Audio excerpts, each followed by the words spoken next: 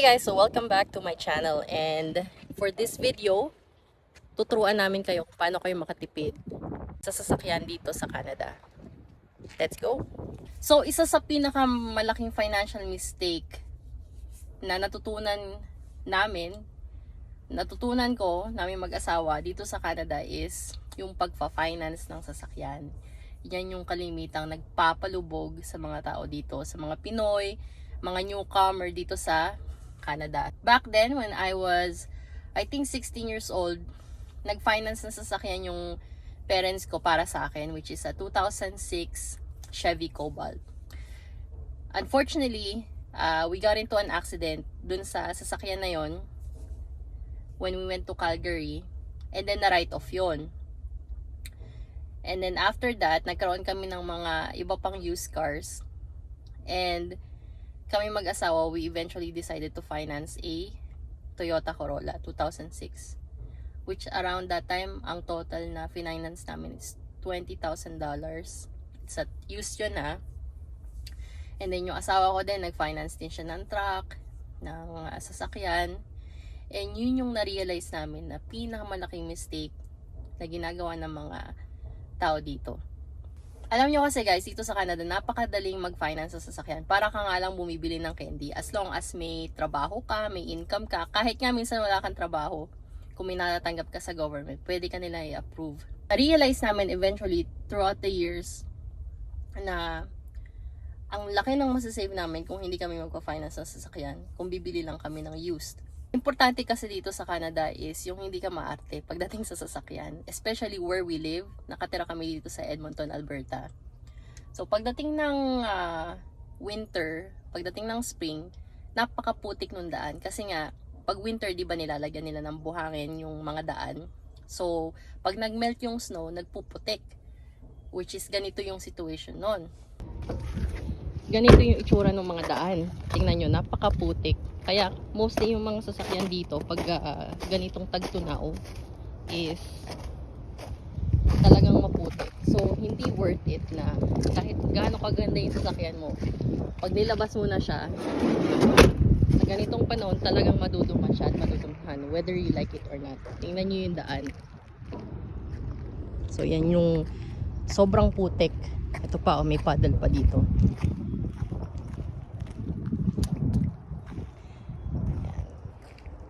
So we decided na ito na lang yung kunin namin. We have a growing family. So ang pinili ko is itong van. 2005 Chevy Uplander. Binili namin siya in 2021. So during COVID. During COVID, medyo sinuwerte ako dito actually.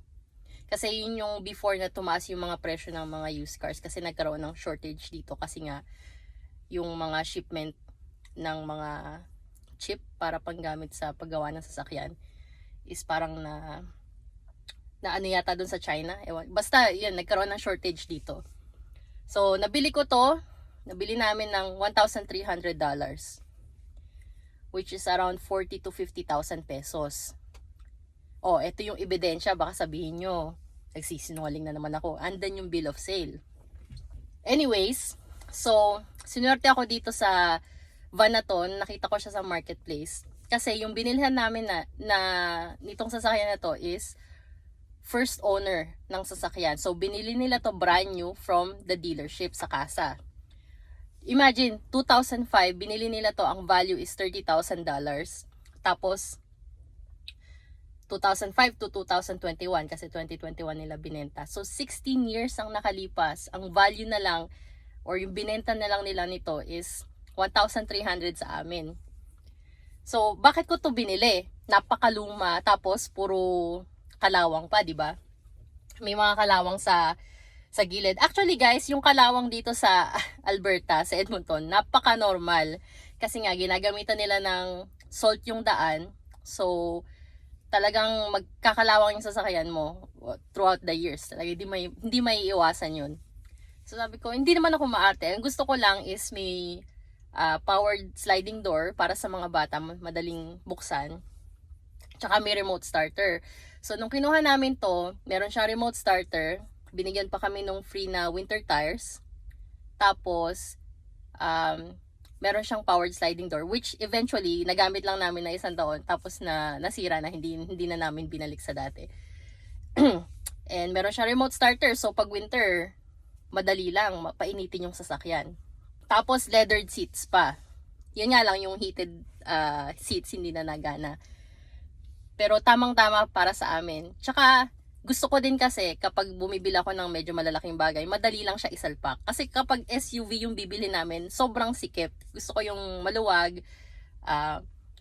Tawag ko nga dito, pangharabas ko dito sa van na to. Actually, na-drive na rin namin to sa Calgary, which is 300 kilometers away from where we live. So, nung binili ko to, it's around 276,000 kilometers. Ngayon, ang mileage na niya is, so yan na yung mileage niya, 331,000. So around 60,000 na yung nagamit namin, biruin mo, for almost 3 years na itong sasakyan na to. Napaka-importante na hindi ka maarte. And sipagan mo lang yung paghahanap sa used car. Tsaka, buti na lang yung asawa ko, magaling siya sa mga makina, makikita niya, worth it ba to bilhin. Kapag wala kayong asawa na gano'n, or maghanap kayo sa Facebook groups sa mga Pilipino pwede kayong magpasama tumingin ng sasakyan sa used car. Kasi ang laki ng natitipid namin. Alam nyo ba, ang average brand new or even used car finance dito sa Canada is, I think, maybe $600 to $700 a month. Biruin mo, kung kumikita ka ng minimum, kalahati na yun ang minimum paycheck mo every 2 weeks, di ba? Tapos plus insurance mo pa. Yung insurance mo, kapag bago ka pa lang nagda-drive, probably would be around $200 to $300. So, almost $1,000 na pupunta sa isang depreciating asset. Biruin mo, yung bumili nito, $30,000 na brand new nung 2005, binenta na lang niya ng 1,000. Biruin mo, after 16 years. So, hindi talaga magandang investment ang sasakyan. In our opinion, from our experiences, bahala na kayo kung makikinig kayo or hindi. Pero yun lang yung masasuggest ko is, if you're a newcomer or kung matagal ka na dito like us, maybe it's time to really step out of the norm na pagandahan ng sasakyan. Because really, no one cares. Right? No one cares about what you drive. No one really cares about yung mga material things na meron ka. It's what important is yung napoprovide mo yung sa family mo, komportable ka, hindi ka nai-stress. Kasi, kaya maraming umaalis dito sa Canada is sila mismo yung lumulubog sa sarili nila sa utang dito. Pero ang napakaganda, ang daming opportunities dito. Sariwa ang hangin, maraming free resources, you just have to look. Yun nga lang, nakaka-tempt talaga. And we were in that same boat before na umutang ng sasakyan. You end up biting more than you can chew. So yun nga yung kasabihan, diba? So yun lang yung advice ko sa mga newcomers. I'll show you guys a tour dito sa loob ng van ko. I'm very very proud of this van kasi kahit ganun yung presyo na nabili namin, 1,300, naikot namin to buong Edmonton, nadala namin sa Calgary. I just love this. You know, it's very reliable for us. Ang pinaltan pa lang namin dito is yung alternator, battery, tsaka yung brakes, which is yung brake pad, tsaka yung rotors. Tapos yung occasional na yung headlight, turn signal. For me, it's worth it to bumili ng used. Basta, alam mo yung binibili mo is still very reliable. So, ito yung loob ng van. So, very simple. Kasi nga, 2005 model naman to. So, leather seats siya. Yun nga lang, yung heat, hindi na gumagana. Hindi naman importante sa amin yun. So, hindi na namin inayos. Yan yung steering wheel. So, Chevy siya. Tapos yun nga, yung sinabi ko sa inyo, may crack yung windshield niya. Pero pag di pa naman malala, hindi namin pinapalitan kasi hindi naman siya sagabal sa view namin. Pero mo, may business kami na windshield replacement, pero yung sariling glass namin, hindi pa namin pinapalitan. Sabi ko sa asawa ko, pag pinalitan niya to, tutulong ako para naman alam ko kung paano yung ginagawa niya. So yan, ito din sira to. Natanggal yung cover niya pero hindi naman importante sa akin yun. So yan, automatic din naman. Tapos ito yung susi niya. Kita nyo faded na yung mga ano. Pero ito yung unlock. Ito yung lock. Ito yung remote starter. Makikita nyo, napakaputik, di ba? Car wash lang namin to last week, pero ang putik na naman kasi nga gawa nung daan. Tingnan nyo. Napakaputik. Nag-snow ng malakas last week, pero biglang uminit, kaya yung snow yan natutunaw na. Hopefully, malapit na mag-summer. So, ito yung loob. So, I have 3 kids, so may car seat dito. Car seat dyan. Tapos may car seat doon. Tinanggal namin yung isang seat dyan. May seat pa dapat dyan. Kaya lang, para mas lumuwag, tinanggal namin. Di naman namin kailangan. So yan, kikita nyo yung mga gamit. Yung gamit ko pang gym. Tapos ito yung pang-alalay nila pag mag-i-skate. Kaso, hindi ko na ulit na-assemble. Hindi na kami nagkaroon ng time mag-skating ulit. Siya. Kaya kita nyo kalawang. Pero it's just yung labas lang naman. It doesn't affect the way the vehicle drives, right? Yan siya. May kalawang. Kasi ito nabangga ng asawa ko. Nagbabaking siya. Nabangga. Poste. Ito hindi gumagana. So kapag fill up ako ng gas, inaano ko na lang siya. Binabrush ko na lang. So ito siya. So, yan yung mga gamit namin. Ito yung pang sledding. Ito yung helmet sa pag magi-skate. Ito yung stroller ng bunso ko. Tapos yung mga skates namin. Yan. Pag summer, ang naman yan is mga bike ng mga anak ko. Tapos yan, may kalawang din dyan.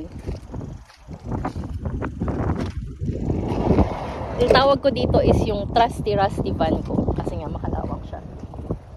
So yan yung loob. Ito yung snow tube pang toboganing din, yung magpapadulas ka sa hill. Tapos ito yung car seat.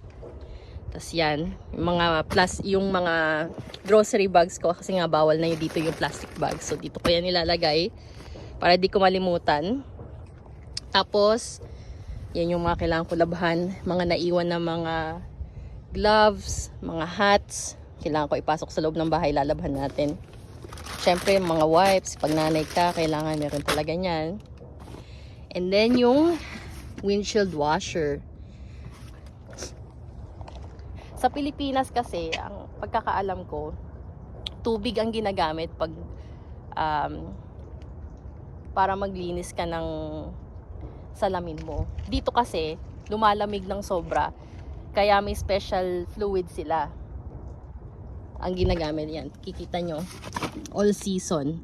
So, safe siya gamitin sa winter para hindi mag-freeze yung reservoir nyo. Yan. Tapos, ito yung passenger seat. Tsaka yung passenger and driver powered yan. So, hindi siya yung manual. Biruin mo, 2005 pero powered yung seats niya. Tapos, ito yung ginagamit kapag nag-snow, tatanggalin mo yung snow sa sasakyan mo.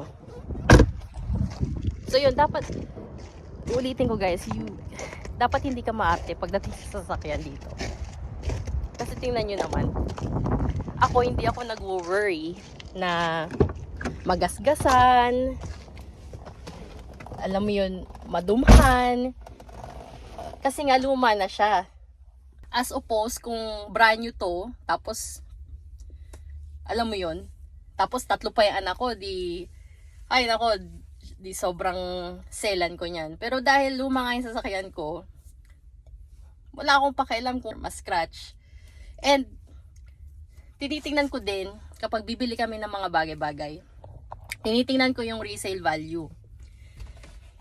Kung mabebenta ko ba siya ng about the same amount that I bought it kumpara dun sa naging use ko, diba? So, nabili ko to 1,300. I could probably sell this right now and still sell it for $1,300. Kasi hindi siya, yung value niya is nag-depreciate na. So, yun lang. It's a really helpful tip na dapat nalaman ko, natutunan ko, na-apply ko sa sarili ko back then, may siguro mga 10 years ago, diba? So, ang dami dapat namin mas naipon pa. Kasi nga, kung iniisip ko yung mga binayad namin sa car payments, sa insurance back then, it would probably amount to $100,000, you know? Pero kung nag-stick na lang kami sa isang reliable na used car, we would have saved that. But then again, sometimes you really have to go through that para malaman mo sa sarili mo, di ba? Pero yun lang yung tip ko sa mga newcomers here, sa mga dadating pa lang, sa mga matagal na, you could probably relate to my story. Kasi yan yung mga isa sa mga reality dito sa Canada is kung bakit na babaon sa utang yung mga tao dito is huge part of it is yung car payment. Kasi nga napakadaling umutang ng sasakyan. And I agree that this is, in my situation, I'm a stay-at-home mom. Ginagamit ko yung sasakyan ko for leisure trips lang, paghatid sa mga anak ko, paggala-gala kung saan dito sa Edmonton. So, I don't use it for work. Pero kung majority of people naman malalapit yung trabaho, so you don't really need a brand new car. And most people here just go from home to work to home. If maglo-long drive ka, pwede ka na mag-rent ng sasakyan, di ba? It still beats yung masasave mo financially getting a used one more than getting a brand new car. Hopefully, may natutunan kayo dito sa video na to. If you'd like to see more content or you want to suggest more topics, you can comment here. I will try my best to reply. And if you can hit like, subscribe, I would really appreciate it. Thank you guys. See you again next time.